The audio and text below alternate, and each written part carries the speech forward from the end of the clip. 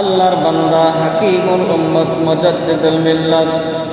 শাহ আশরাফ আলী থানভী রহমাতুল্লাহি আলাইহি একদিন ঘটনার মধ্যে উল্লেখ করেছিলেন, আমি যখন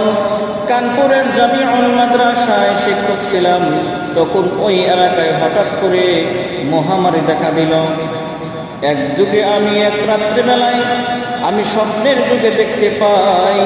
একজন আল্লাহওয়ালা বুজুর্গ ব্যক্তি আমাকে বলতেছে, থানভী